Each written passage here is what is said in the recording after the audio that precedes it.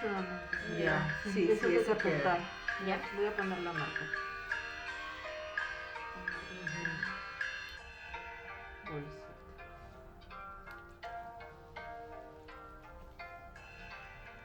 Claro, ya persiguió todos los números. Uy. Bueno.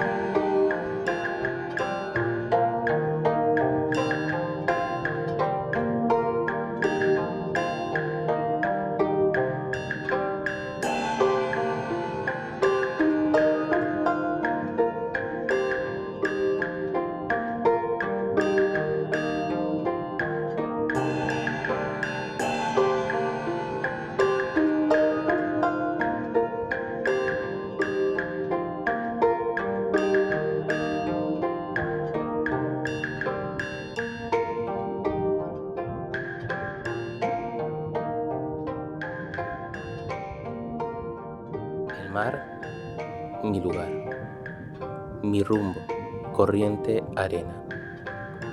Tibiamente espero y con cada antena, con los ojos, busco, encuentro, me encuentran. Y de mi piel se desprende lo no dicho, el grito tiernamente ambiguo. Me repliego ante el calor, sudo con el tiempo, guardándome, guareciéndome del exceso de mí mismo.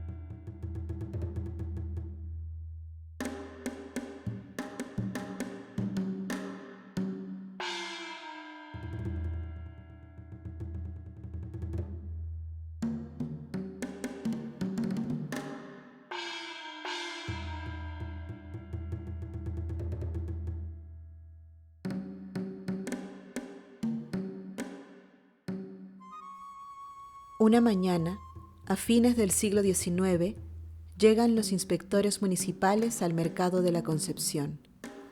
Los chinos y sus fondas son la amenaza. A partir de unas fuentes del diario El Comercio de 1879, Gonzalo Paroy recrea lo que se pudo escuchar decir a un paisano. Para el peruano, nosotros trajimos la suciedad a estas tierras.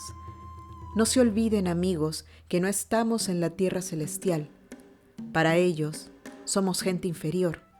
Y no importa si hablamos su idioma o si pagamos sus licencias. Cuando el pánico se apodera de ellos, siempre encontrarán en nosotros al culpable. Los primeros años del siglo XX atestiguan lo mismo en las caricaturas de los semanarios. Culpaban a los chinos por quitarle el trabajo a peruanos, por ser insalubres, por macacos, por existir. Como si fueran un foco infeccioso, era mejor cuidarse de ellos o golpearlos con varas de carrizo, como lo hicieron los mataperros. Cuando vi el diccionario español-chino del papá de Carlos, pude entender. Las palabras para cruzar fronteras estaban allí, impresas en esas hojas amarillas, húmedas, agujereando la lengua y el tiempo. Nuestra lengua y nuestro tiempo.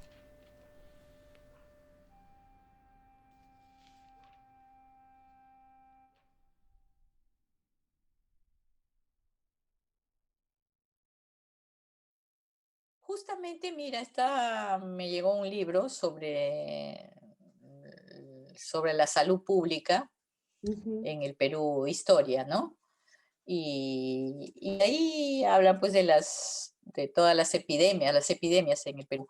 Eh, y asumen pues en esas épocas que no se conocía de cómo era en realidad, coincide con la inmigración china, ¿no? Y acusaban a los chinos de ser los causantes en ese tiempo del cólera, de la fiebre amarilla, ¿no? Entonces, por las condiciones en que ellos eran traídos, ¿no? Venían en barcos y durante meses de trayectoria, la gente se moría en los barcos y se podrían y los demás tenían que convivir con esas.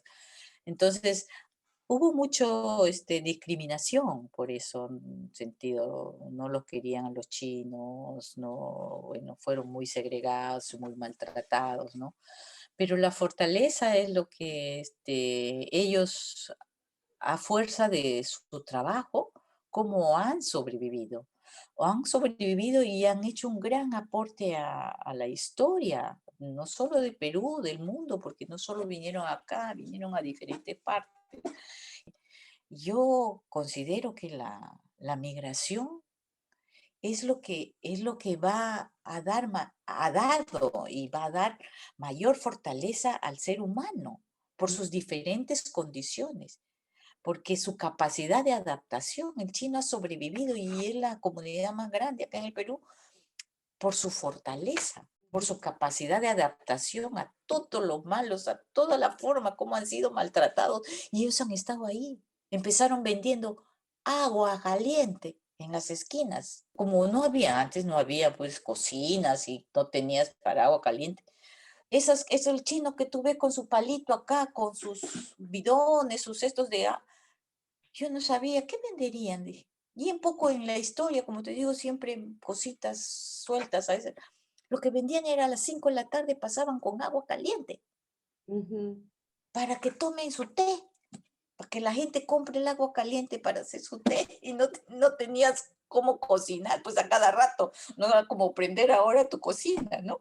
Ujú. El ingenio, la habilidad para el negocio. Son Ujú. únicos ellos, con esa habilidad para el negocio. Discriminada no, nunca, pero todo el mundo siempre, como te decía, y cocina comida china y Claro, prepara chifa.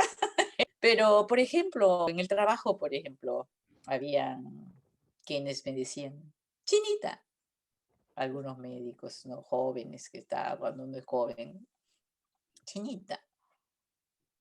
No me gustaba, pero no me gustaba por el hecho de decirme chinita, sino por la confianza, ¿no? O sea, yo Mm, era muy seria en estas cosas. A mí, doctor, doctor, sea el más churro que sea, ¿no? Yo era muy estricta en eso y yo soy Charo, Rosario, señora, enfermera, como quieras, pero no chinita, pues, ¿no? Entonces, ujú, yo un par de, no, chinita, no, doctor. Yo soy Charo Chum, cualquier ujú, cosa, pero chinita no. O sea, claro.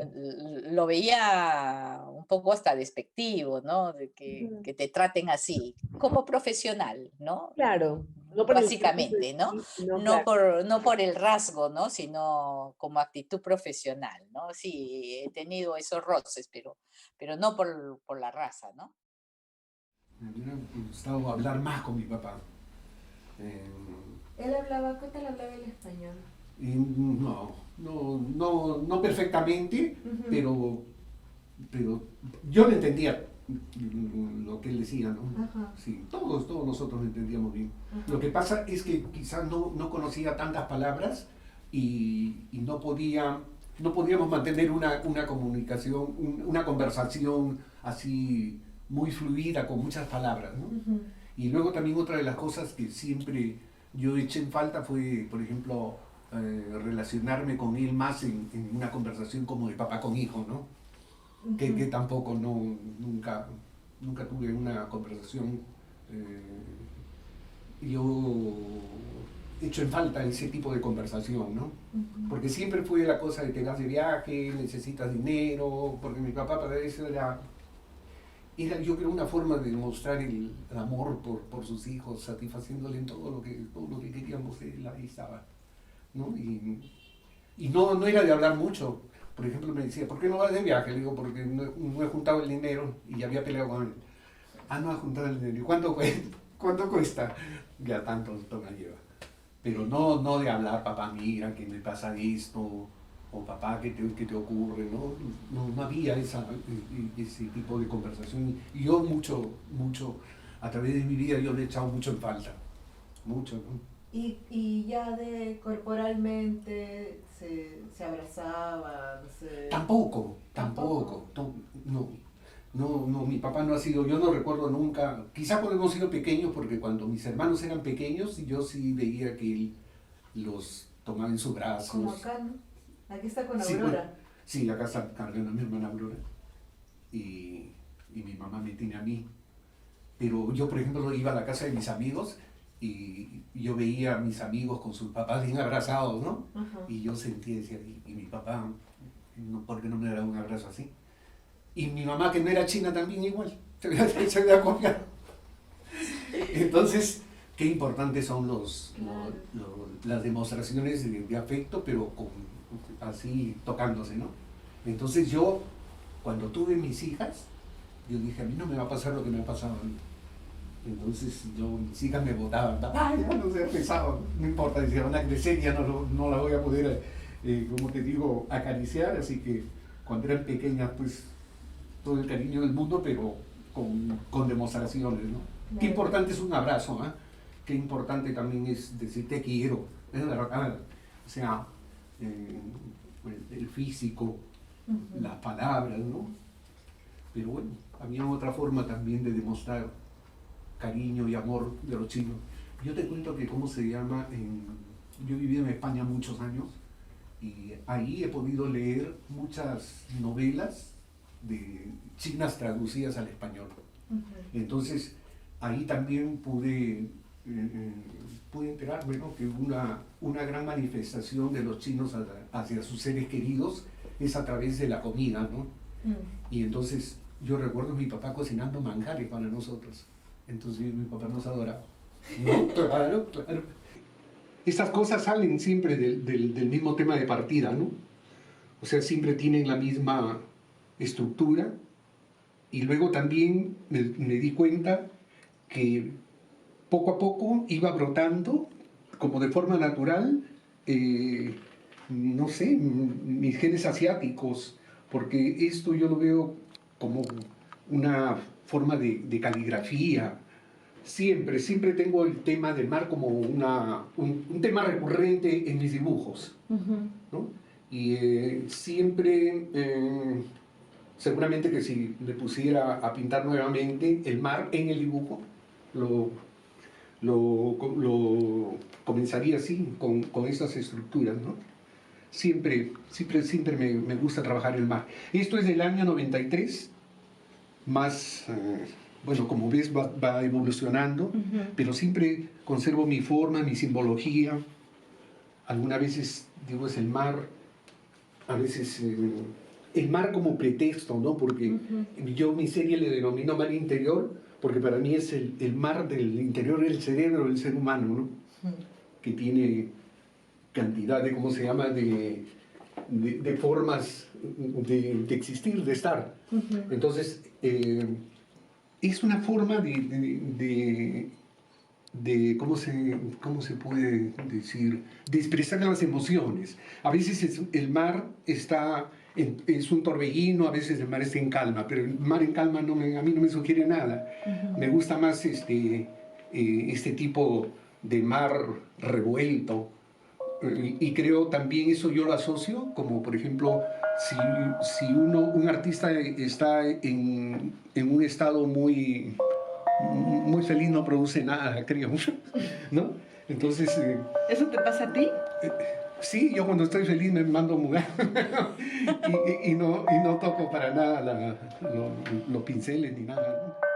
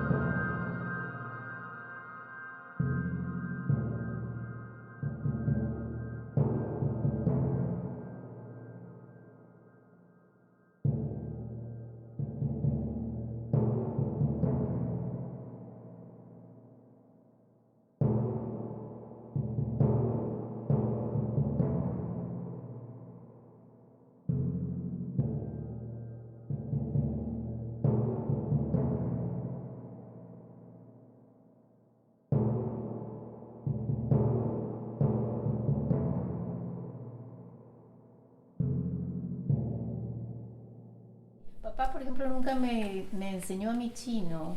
Mis hermanos estudiaron en el colegio chino que él ayudó a formar y ellos querían practicar su cantonés. En esa época enseñaban cantonés en el colegio. Pero él les contestaba en castellano. Él no tenía... En el poco castellano que él sabía, porque no sabía mucho, ¿no? Claro. Sí, no quería, él decía, yo no quiero que ustedes pasen lo que yo he pasado en términos de discriminación por no saber hablar bien el idioma. Entonces no quería que tengamos ningún dejo. A mí me puso en un colegio en el Callao, un colegio América, no tiene nada que ver con chinos. Mi hermana mayor y yo estudiamos ahí, los demás en el colegio chino. Y él hacía caligrafía además. Él era calígrafo. Él era calígrafo. Era calígrafo, pero esto ya lo hizo 1 año o 2 años antes de morirse. Y ya él movía la cabeza y decía, no, eso está mal, eso no está bien, ¿no? Pero claro, este es el nombre de Alonso. Sí, ese es mío. Este es el nombre. Te puso nombre chino, ¿no? Sí. Yo no lo sé, digamos, pronunciar, pero sé que el primer ideograma es nuestro apellido, Yi. Y como ellos no tienen apellido chino, sino tienen el Quirós, ¿no? Tienen los 2 segundos ideogramas son el nombre, ¿no? Y creo que le puso Jaimen, que significa cuando nació brilló. Y ella es el nombre de Sophie, que se llama Sin-san, que significa el corazón de lo divino. Sophie. Es el corazón de lo divino. Ese es el Claro, nombre. qué bonito. Sí. ¿Y cómo fue el momento de poner el nombre? Es como un bautizo, una ceremonia, no ceremonia, es una reunión familiar donde todos están y el abuelito pues va pensando el nombre, ¿no? Y ese día lo devela, lo menciona, lo escribe, preguntamos de qué significa y se hace una cena, como siempre los chinos alrededor de la comida. Sí. Ahí está mi mamá bailando. Es una foto chiquito y ten grande también. Estoy en la beneficencia, en la Sociedad de Beneficencia China. Ah, y ahí está bailando. ¿Y qué está bailando? ¿Algo chino? La jota. Ah, la jota. ¿Y acá qué es eso? Estoy cantando acá. Ah, mi mamá está cantando. Pues mira, yo no... Primera vez que veo esta foto. Ya, y también en el mismo escenario, pero en otra ocasión. Y estas eran festividades. Sí, ¿no? 10 de octubre normalmente. 10 de octubre. 10 de octubre. Y con los niños se veían para esas ocasiones. No, éramos del colegio, Ah, todos al colegio iban y lo preparaban el número para presentarlo acá. en la beneficencia. Exacto. ¿Y a usted le gustaba? ¿Lo disfrutaba? No sé, como yo no hablaba mucho chino, Ajá. no me integraba demasiado. Claro. Todos estos chinitos hablaban chino porque sus papás les habían enseñado. Yo no. A usted no le enseñaron. No así, no con tanta intensidad como cuando los 2 padres hablan todo el tiempo en el hogar. Entonces ahí se aprende más. Ahí se aprende pucha, al toque, ¿no? De oído nomás. Mi papá cada 10 de octubre me hacía memorizar un discurso. Yo tenía 6 años, un discurso en chino. Ajá. No entendía ni Michi, pero lo tenía que hacer por el sonido y todito, y eran así, memoria y memoria y memoria y memoria y memoria. Y todo era como solamente la oralidad, escucharlo. Sí, y... Así es, me lo hacía repetir 1000 veces y lo tenía que decir, y así Wow. de memoria nomás, y lo decía pues frente al público, ¿no? Claro. En la ocasión que... Y le contaba qué decía. No recuerdo, no recuerdo. Seguramente me decía algo, pero no recuerdo. Claro.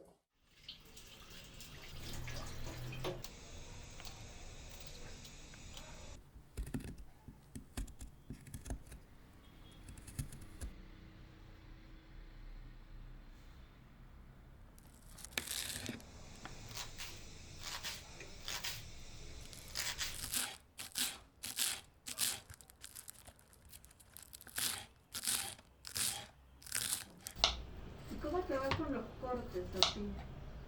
Con los cortes. Los cortes de, ¿sabes por ejemplo cómo se corta el pak choi, cómo se corta el holland tao?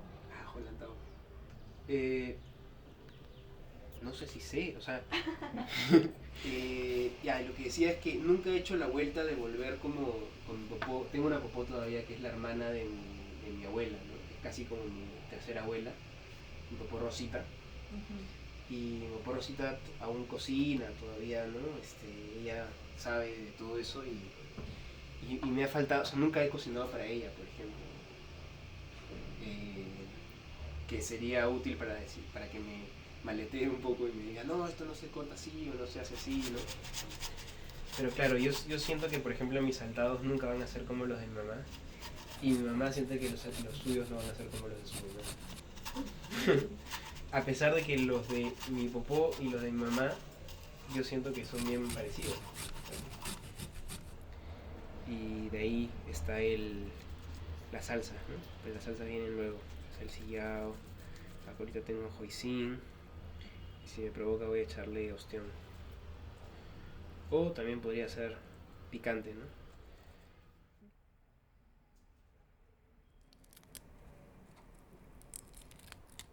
O sea, en la cultura china, bueno, por lo que yo he visto en los chifas, así, ellos lo hacen con todo de cáscara, ¿no? Lo que no sé es cómo hacen para quitarle las vísceras si es que tienen cáscara. Eso no lo he aprendido, no sé cómo lo harán.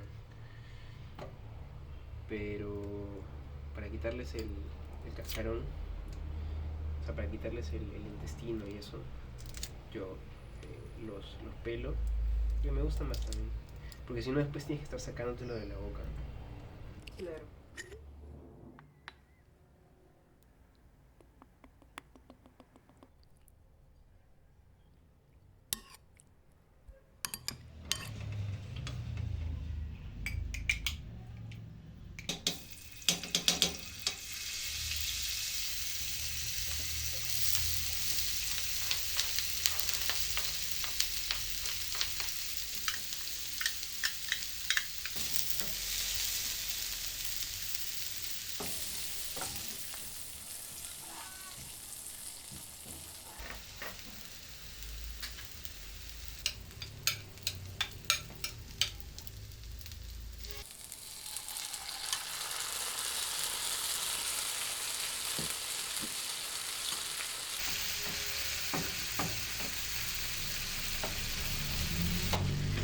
Siempre tiene que ir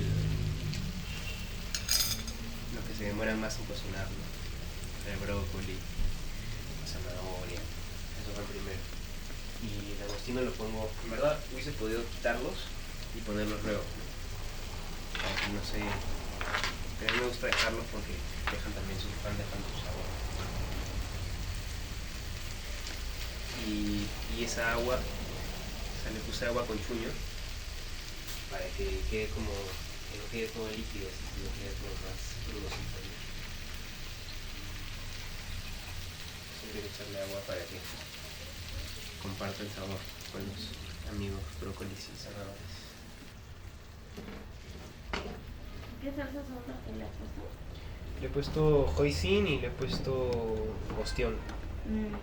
La hoisin es dulce y la ostión es la de las ostras, ¿no? Tiene un sabor marítimo. Bueno, ya estamos, ¿eh?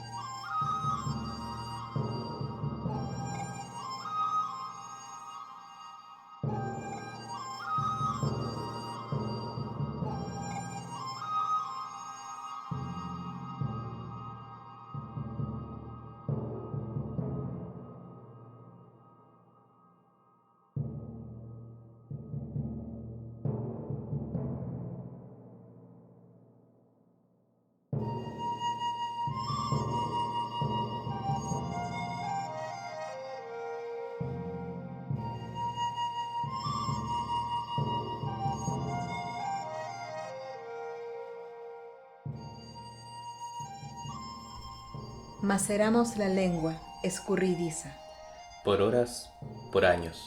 Por quienes no pudieron decir, sino palabras rotas. un broken cantonís, Salpicamos Una palabra a otra. un acento otro, sobre una hoja, y así sazonamos el silencio de una esquina, El vete a tu país. el chino cochino, junto con sabores, aromas y estruendos de fuego, para que la lengua vibre, En historias que abrazamos. cuando solo queda la mirada del paisano. Reposa así la lengua extraña, Otra es la lengua que canta, que saborea, que dice te quiero sin decirlo. saber, sabor. Que nos unirá para siempre.